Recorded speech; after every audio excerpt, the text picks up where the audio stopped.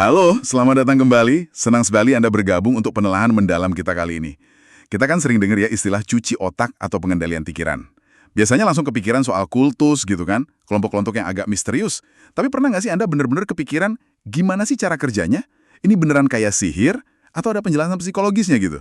Nah, hari ini kita mau coba bedah tuntas nih sumber yang Anda kasih, khususnya buku Combating Cult Mind Control dari Stephen Hassan. Dia ini kan menarik ya, mantan anggota Munis, terus jadi pakar yang bantu orang lain lepas. Fokus kita, seperti yang banyak dibahas di bab 4 buku ini, itu soal membongkar mekanisme di balik pengendalian pikiran. Di mana caranya identitas seseorang bisa dirombak total. Dan yang agak bikin merinding nih, kenapa kita semua ternyata bisa rentan kena juga. Oke, siap ya?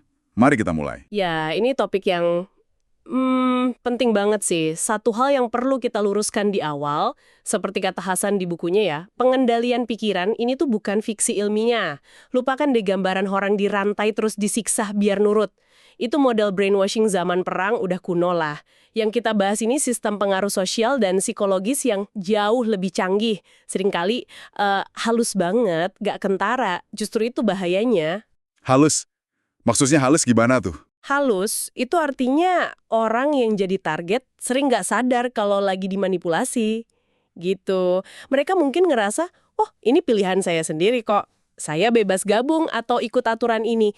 Padahal sebenarnya pilihan itu udah disetir secara sistematis oleh kelompoknya atau pemimpinnya. Jadi bukan paksaan fisik, lebih ke permainan psikologis. Kadang pakai dinamika kelompok yang intens, bahkan teknik yang mirip hipnosis terselubung.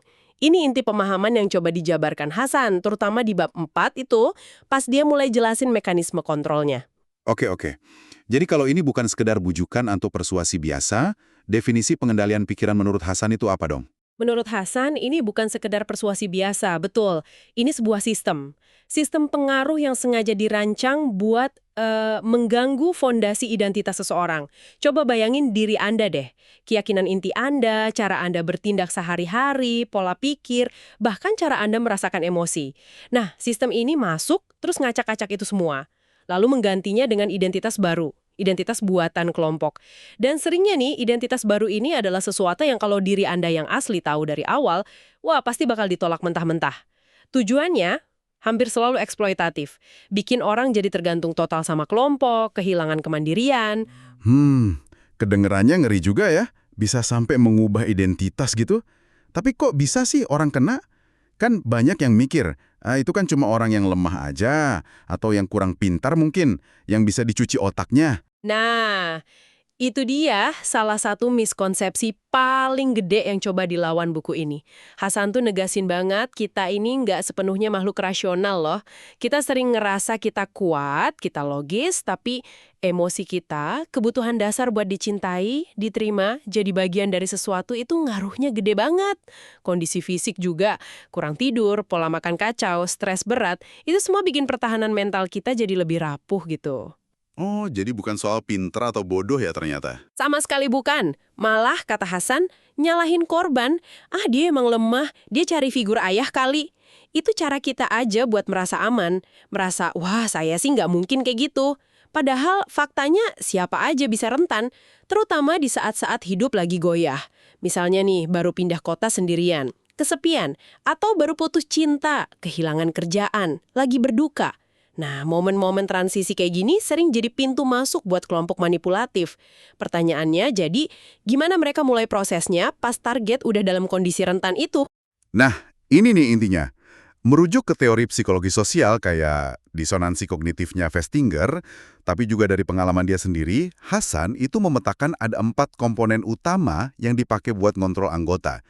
Di bukunya, terutama di bab 4 yang fokus ke mekanisme ini, dia nyebutnya model BTE, Behavior, Information, Thought, Emotion. Perilaku, informasi, pikiran, dan emosi. Kayak 4 pilar gitu ya yang nopang struktur kontrolnya. Coba kita kupas satu-satu deh. Gimana soal kontrol perilaku dulu? Oke, kontrol perilaku. Ini dasarnya banget ngatur kehidupan fisik sehari-hari si anggota. Kelihatannya simple tapi efektif. Mulai dari kamu boleh tinggal di mana, baju apa yang harus dipakai, apa yang boleh dimakan, sampai jadwal tidur aja diatur ketat banget. Pekerjaan atau tugas harian juga ditentuin kelompok, seringnya nyita waktu dan tenaga banget. Terus ada ritual-ritual spesifik juga, cara duduk harus gimana, cara salam, bahkan hal sepele kayak harus lepas sepatu di tempat tertentu, kayak pengalaman Hasan di Munis itu. Kayaknya remeh ya soal sepatu atau jadwal padat gitu. Kelihatannya emang remeh, tapi efek kumulatifnya itu loh. Jadwal super padat, tanpa waktu istirahat, itu bukan cuma bikin capek fisik, tapi juga bikin orang nggak sempat mikir, nggak sempat merenung, mempertanyakan apa yang terjadi. Belum lagi sistem hadiah dan hukuman. Bisa halus, bisa terang-terangan. Misalnya, puasa dibilangnya sukarela, tapi ada tekanan sosial kalau nggak ikut. Atau kerja ekstra sebagai penebusan dosa. Intinya sama, mengikis otonomi pribadi. Bikin orang terbiasa patuh sama aturan dari luar, bukan dari diri sendiri. Ini langkah awal yang penting buat bikin orang jadi bergantung. Masuk akal, masuk akal. Setelah perilaku mulai dikontrol nih, langkah berikutnya apa? Informasi ya? Tepat. Pemenan kedua itu kontrol informasi. Ini krusial banget. Caranya, ya dengan membatasi secara drastis sumber informasi yang bisa diakses anggota. Mereka itu kayak dikurung dalam gelembung informasi kelompok aja. Anggota biasanya cuma boleh baca materi dari kelompok, dilarang keras kontak sama mantan anggota, kritikus, atau bahkan keluarga yang dianggap negatif.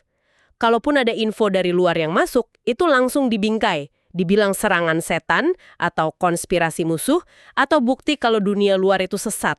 Jadi mereka benar-benar nggak tahu dong apa yang sebenarnya terjadi di luar gelembung itu. Persis. Bahkan sering ada level kebenaran yang beda. Info buat publik atau anggota baru itu beda sama doktrin dalam yang cuma buat anggota inti yang udah loyal banget.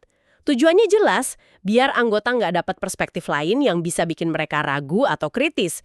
Kalau input infonya udah dikontrol total gitu, ya realitas yang mereka pahami cuma realitas versi kelompok. Kayak ngebangun tembok gak kelihatan di sekeliling pikiran anggota. Oke, perilaku udah diatur, informasi disaring ketat. Terus, gimana mereka ngontrol pikiran itu sendiri? Ini nih, bagian yang paling bikin penasaran. Nah, ini komponen ketiga, kontrol pikiran. Ini nyambung banget sama kontrol informasi tadi. Tujuannya itu menanamkan doktrin kelompok sebagai satu-satunya kebenaran, satu-satunya peta buat memahami dunia. Doktrinnya biasanya absolut banget, hitam putih, kami vs mereka, nggak ada abu-abu, terus diklaim punya jawaban buat semua masalah hidup. Salah satu ciri khasnya, kata Hasan, itu penggunaan loaded language, bahasa penuh muatan. Bahasa penuh muatan, itu kayak gimana maksudnya? Itu istilah atau jargon khusus kelompok. Kedengarannya sih mungkin bijak atau spiritual gitu ya, tapi fungsinya sebenarnya buat mematikan pikiran kritis. Contohnya nih, kalau anggota mulai ragu, mereka diajarin buat pikirkan dari sudut pandang Tuhan, bukan manusia yang jatuh. Kalimat ini kan secara efektif nyuruh orang buat ngabaikan logika atau perasaan pribadinya, atau klise-klise lain yang diulang-ulang terus sampai jadi otomatis. Bahasa ini juga bikin dinding antara anggota dan orang luar. Kalau Anda nggak ngerti jargonnya, ya Anda dianggap di luar. Selain bahasa, ada teknik lain buat ngontrol pikiran. Ada, dan ini penting banget, teknik thought stopping, penghentian pikiran. Ini kayak rem darurat mental yang diajarin kelompok buat ngeblok keraguan atau pikiran negatif begitu muncul. Caranya macam-macam, bisa langsung chanting, bisa doa hafalan, ngomong bahasa roh, nyanyi lagu kelompok. Lama-lama ini jadi refleks. Anggota bahkan mungkin nggak sadar dia baru aja punya pikiran kritis, soalnya refleks thought stopping-nya udah langsung jalan. Ini bahaya banget karena mutus kemampuan orang buat nguji realitas secara mandiri. Pikiran kritis dianggap godaan atau serangan. Wow, itu mekanisme pertahanan diri yang malah jadi senjata makan tuan ya jadinya? Oke, perilaku, informasi, pikiran. Tinggal satu nih, emosi. Gimana caranya perasaan orang bisa dikontrol juga? Ini pilar keempat, kontrol emosi. Tujuannya itu memanipulasi dan mempersempit rentang perasaan yang dianggap boleh atau benar dalam kelompok. Dua emosi yang paling sering dieksploitasi itu rasa bersalah sama rasa takut. Kalau ada masalah, entah masalah pribadi si anggota atau masalah di dalam kelompok, itu selalu salah si anggota. Kurang iman lah, kurang usaha, kurang tulus, nggak pernah salah kelompok atau pemimpinnya. Ini bikin anggota terus-terusan merasa nggak cukup baik dan harus berusaha lebih keras lagi. Terus rasa takutnya gimana? Anggota itu dicekoki ketakutan yang irasional soal apa yang bakal terjadi kalau mereka berani ninggalin kelompok. Misalnya, ditakut-takutin bakal kena penyakit aneh, kecelakaan fatal, bikin kiamat datang lebih cepat, atau nanti dirasuki setan. Hasan cerita, di Munis itu dulu mereka disuruh nonton film The Exorcist. Terus dikasih cerita-cerita horor soal deprogramming, upaya paksa ngeluarin orang dari kultus, biar anggota takut setengah mati buat pergi, atau bahkan buat mikir mau pergi. Ini efektif banget buat ngiket orang secara emosional. Jadi, 4 komponen BIT ini, perilaku, informasi, pikiran, emosi, kerjanya barengan ya buat ngebajak seseorang. Betul sekali. Mereka itu saling memperkuat satu sama lain. Kontrol perilaku bikin orang capek dan nggak sempat mikir. Ini kan mendukung kontrol pikiran. Kontrol informasi mencegah validasi dari luar, jadi mendukung kontrol pikiran dan emosi juga. Kontrol pikiran dengan thought stopping dan loaded language ngeblok kritik dari dalam diri sendiri. Dan kontrol emosi pakai rasa takut dan bersalah itu ngiket orang biar tetap di dalam kelompok. Ini kerangka kerja yang dijelasin Hasan di bab 4 itu. Tapi selain bait, dia juga nyorot mekanisme psikologis lain yang ikut main peran. Oh iya. Seperti apa tuh contohnya? Salah satu yang utama itu disonansi kognitif, teorinya Festinger yang tadi kita singgung dikit. Gampangnya gini, kalau tindakan kita nggak sejalan sama keyakinan kita kan merasa nggak nyaman ya secara psikologis. Nah, buat ngurangin rasa nggak nyaman itu, kita cenderung ngubah keyakinan kita biar sesuai sama tindakan yang udah terlanjur kita lakuin. Kelompok manipulatif sengaja banget nyiptain situasi kayak gitu. Mereka dorong atau paksa anggota ngelakuin hal-hal yang awalnya mungkin terasa aneh atau salah. Ikut ritual aneh, bohong pas ngerekrut. Nah, nanti pikiran anggota bakal nyesuain diri buat ngerasionalisasi tindakan itu. Contoh klasik Festinger soal kultus UFO yang ramalannya gagal itu loh, anggotanya malah makin militan. Itu persis mekanisme ini bekerja. Mereka nggak mau ngakuin pengorbanan mereka sia-sia. Jadi makin banyak pengorbanan, makin susah keluar gitu ya. Karena harus ngakuin kalau itu semua salah. Bisa dibilang gitu ya. Terus, mekanisme lain yang penting juga itu penggunaan hipnosis terselubung dan keadaan trans. Ini nggak harus kayak hipnotis di panggung ya. Maksudnya lebih ke penggunaan teknik-teknik buat bikin orang masuk ke kondisi pikiran yang lebih reseptif sama sugesti, tanpa mereka sadari. Lingkungan kelompok yang intens, kurang tidur, nyanyi diulang-ulang, ceramah panjang monoton, tekanan emosional, itu semua bisa menginduksi kondisi mirip trans. Di kondisi ini, pertahanan kritis kita melemah. Eksperimen klasik Milgram soal kepatuhan pada otoritas kan juga nunjukin betapa gampangnya orang ngelakuin hal di luar karakter kalau ada figur otoritas dan situasinya mendukung. Lalu ada juga soal manipulasi pengalaman. Itu gimana? Ya, ini juga licik banget. Jadi mereka menciptakan pengalaman spiritual palsu. Misalnya nih, pemimpinnya meramal sesuatu yang sangat pribadi tentang anggota baru. Si anggota ini kan kagum, merasa, wah ini bukti kekuatan ilahi. Padahal info pribadi itu mungkin didapat dari formulir pendaftaran yang dia isi atau dari mata-mata sesama anggota yang sengaja ditugasin ngobrol sama dia sebelumnya. Ini manipulasi buat bangun citra mistis pemimpin dan memperkuat keyakinan anggota. Pengalaman pribadi Stephen Hasan sendiri di Munis yang dia ceritain di buku itu benar-benar contoh nyata semua mekanisme ini ya berarti? Banget. Itu studi kasus yang kuat banget. Dimulai dari love bombing, dihujani perhatian sama kasih sayang palsu gitu sama orang asing, terus dibohongin soal tujuan acaranya, workshop akhir pekan, padahal indoktrinasi, lingkungan yang super terkontrol, jadwal gila-gilaan, nggak boleh sendirian, nggak boleh ngobrol sama sesama anak baru kalau nggak diawasi senior, tekanan kelompok, manipulasi rasa bersalah, jangan pergi dong, besok acara penting, kasihan temenmu kedinginan loh tanpamu. Terus yang soal tes kepribadian terselubung itu? Doktrinasi bertahap, kurang tidur, fobia. Iya, semua ada. Tes gambar rumah pohon ular yang nggak jelas buat apa, ceramah doktrin define principle yang jawabannya selalu diundur-undur, nanti dijelasin di sesi berikutnya. Kurang tidur yang ekstrim sampai halusinasi, fobia soal deprogrammer jahat lah, roh jahat lah, bahkan ada konsep heavenly deception, boleh bohong demi tujuan mulia kelompok. Yang paling bikin kaget tuh, dia cerita gimana dia yang tadinya anti Presiden Nixon bisa jadi pendukung fanatik dalam semalam. Cuma karena pemimpin Muniz saat itu dukung Nixon, dan dia merasa itu kehendak Tuhan. Dia sampai kehilangan kemampuan nanya hal mendasar kayak, masa sih Tuhan pakai taktik licik? Pikiran itu muncul sebenarnya, tapi langsung ditepis pakai thought stopping. Dan ini nggak cuma terjadi di Muniz saja kan ya. Hasan juga kasih contoh lain kan di bukunya. Betul. Dia sebut kasus Patty Hearst sama kelompok SLA, terus ada testimoni dari mantan anggota SD Forum, kelompok LaRouche, Transcendental Meditation, sekte Kristen fundamentalis, bahkan kelompok satanik kayak Temple of Set. Ini nunjukin kalau polanya itu sama aja, bisa terjadi di macam-macam jenis kelompok, mau agama, politik, kelompok terapi, atau lainnya. Model BITE itu kayak kerangka yang cukup universal buat kasus-kasus kayak gini. Ada satu konsep lagi nih yang menarik dari Hasan, soal identitas ganda. Itu maksudnya gimana? Nah, ini konsep penting buat memahami apa yang terjadi di dalam diri orang yang terpengaruh. Menurut Hasan, pengendalian pikiran ini jarang banget bisa menghapus total diri asli seseorang, sebut aja Ani yang asli gitu ya. Yang terjadi adalah identitas kultus, Ani versi kultus, itu ditanamukan dan jadi dominan. Jadi kayak numpuk di atas identitas asli. Akibatnya, orang itu bisa kayak punya dua kepribadian yang aktif gantian. Maksudnya gimana tuh, gantian? Keluarga atau teman dekat sering bingung liatnya. Sebentar si Ani ini ngomong pakai jargon kultus, sikapnya dingin, defensif, ngerasa paling bener sendiri. Tapi di momen lain tiba-tiba dia bisa balik jadi Ani yang dulu, yang hangat, yang dikenal sama keluarga. Terus nggak lama bisa switch lagi ke identitas kultus. Yang penting dipahami kata Hasan, diri asli ini nggak hilang. Dia tetap ada kayak tertidur gitu, tapi sebenarnya merekam semua kejanggalan, kebohongan, penderitaan selama di kelompok.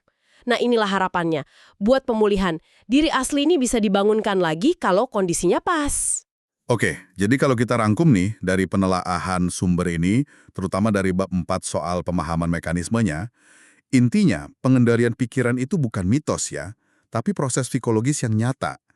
Cara kerjanya itu ngebajak kebutuhan dan cara kerja normal pikiran kita, butuh makna, butuh hubungan sosial, butuh konsisten, terus dieksploitasi lewat metode sistematis kayak model BITE tadi.